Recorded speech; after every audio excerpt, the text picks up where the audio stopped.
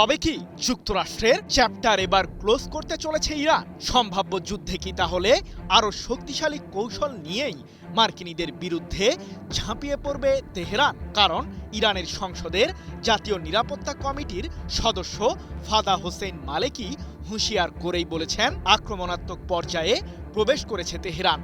শুধু তাই নয়, শত্রুপক্ষকে পূর্বের চেয়েও শক্তিশালী জবাব দিতে বিশেষ সমর প্রস্তুতিও সেরে ফেলেছে ইরানের সামরিক বাহিনী। তাহলে কি ভিন্ন কোনো অস্ত্র তৈরি করে ফেলেছে তেহরান? প্রশ্ন হলো, ইরান ইস্যুতে এবার কোন পথে হাঁটবেন মার্কিন প্রেসিডেন্ট ডোনাল্ড ট্রাম্প?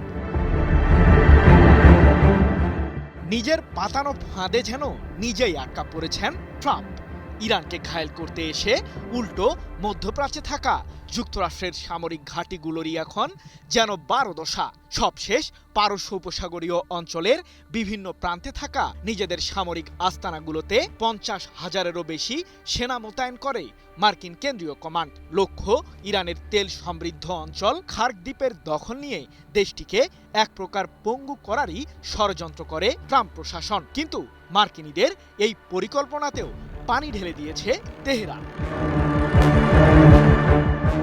জানা গেছে, সাম্প্রতিক তুমুল যুদ্ধের মাঝেও নিজেদের অস্ত্রাগার শক্তিশালী করেছে ইরান। বিশেষ করে আকাশ প্রতিরক্ষা ব্যবস্থার আধুনিকায়নে জোর মনোযোগ দিয়েছে দেশটির সামরিক বাহিনী। ইরানের সশস্ত্র বাহিনী যে কোনো সম্ভাব্য পরিস্থিতির জন্য প্রস্তুত আছে, এমনটি জানিয়ে দেশটির সেনাবাহিনীর মুখপাত্র ব্রিগেডিয়ার জেনারেল মোহাম্মদ আকরামিনিয়া বলেছেন, আমাদের দেশের বিরুদ্ধে আগ্রাসী যুদ্ধে কোনো স্বার্থই আদায় করতে পারেনি যুক্তরাষ্ট্র, বরং যুদ্ধের সময়ই নতুন নতুন সমরাস্ত্র তৈরি করেছে ইরান। বিশেষ করে বিমান প্রতিরক্ষা ব্যবস্থার উন্নয়নে জোর দিয়েছি আমরা। শত্রুপক্ষের যুদ্ধবিমান হামলা ঠেকাতে নতুন এয়ার ডিফেন্স সিস্টেম যোগ হয়েছে আমাদের সামরিক বহরে। কিন্তু এরপরও মার্কিনীরা আগ্রাসী হলে তখন ঠিক কি করবে ইরান?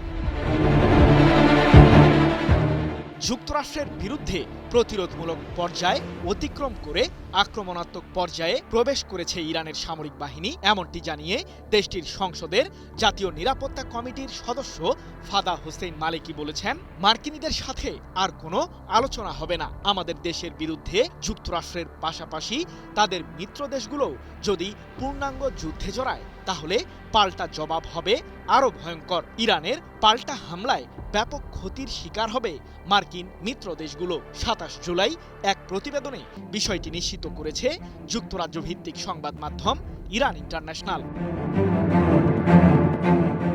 তবে কি কূটনীতির পথে আর হাঁটবে না ইরান?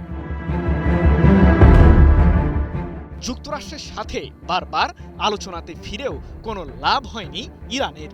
কারণটা বেশ পরিষ্কার, প্রতিবারই যুদ্ধবিরতির শর্ত লঙ্ঘন করে যুদ্ধে জড়িয়েছে মার্কিন প্রশাসন। তাই তো ইরানের পররাষ্ট্র মন্ত্রণালয়ের মুখপাত্র ইসমাইল বাঘাই বলেছেন, ইসরায়েলের ফাঁদে পা দিয়ে ইরানের বিরুদ্ধে বহুবার যুদ্ধে জড়িয়েছে যুক্তরাষ্ট্র।